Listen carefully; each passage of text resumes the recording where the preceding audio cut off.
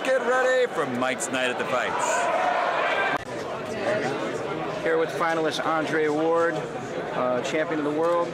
Andre, our fan base here at Mike's Night at the Fights look to you as you represent the future of boxing.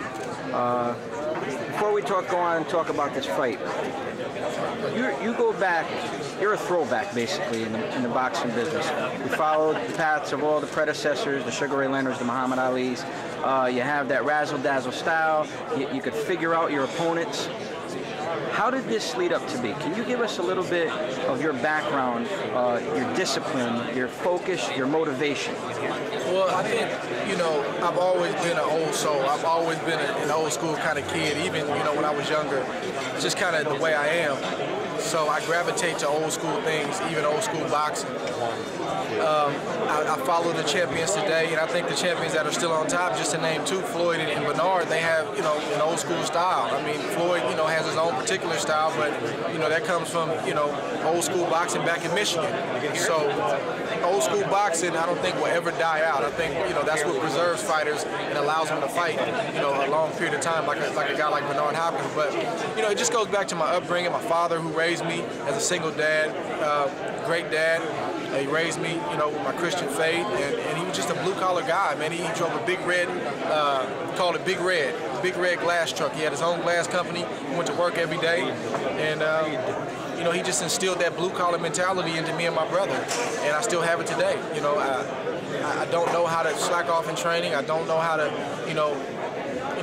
not take this serious. I mean, this is, I take this very serious. So I think that, people see that when I fight. Okay.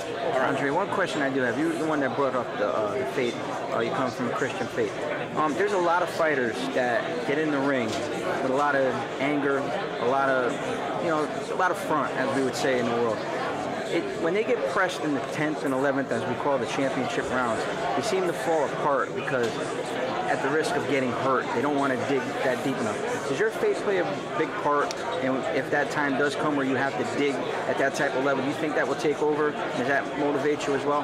Yeah, absolutely. I mean, it's my foundation. It's not, I like to say that I'm a Christian who just happens to be an athlete, not the other way around. So to say that is to say that comes first. That my faith in God molds me into the man that I'm going to be, because one day I'm going to walk away from this sport and say enough is enough. And the man that I am, my wife and kids, and they're going to have to live with that guy, for the rest of life, basically. So it's important to be the man first and then be the athlete. In terms of how it helps me in the ring, more than wins and losses, I believe that I'm safe in that ring, and I believe that I'm protected. And I believe that my opponent is going to be safe.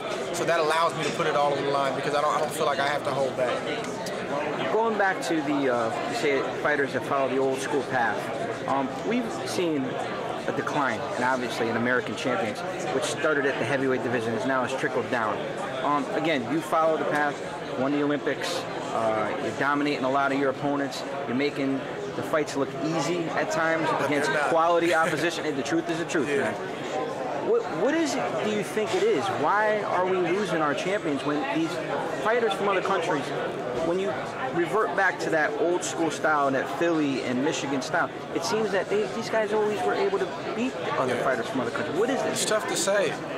Maybe one thing is, I think there's still a lot of great trainers out there today. Some of the older ones, they passed away, like the Eddie Futches, like Bowie Fisher, who just passed.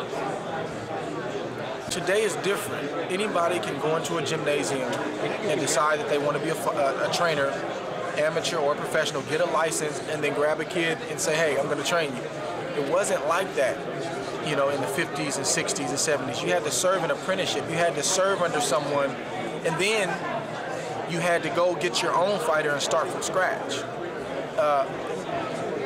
It's kind of hard to gauge what kind of trainer you are if you haven't started someone from scratch.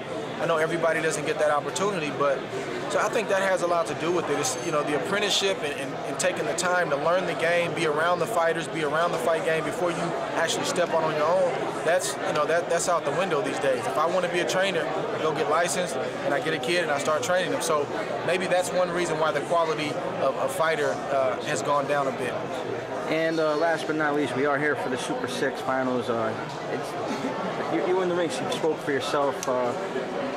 How much does this mean to you, this title? And what can you say about your opponent? Do you really think it's going to be a dragged out, brawled fight that you're going to have to dig deep, as we discussed before? Or do you think you see yourself coasting past this Well, one? I think every fight I have to dig deep. You know, you have to dig deep when somebody hits you in the head, and you got a decision to make in that moment. Am I going to hit them back, or am I going to pack it in? So every fight is a dig deep fight. I don't know. You know, I'm not going to stand there and make it easy for Froch, if that's what you're asking. So I don't know what you mean by knockdown, drag out. There are spots when you have to get your respect, and there are going to be those moments in this fight. But I want to dominate this fight, and that's what we're going in here to do.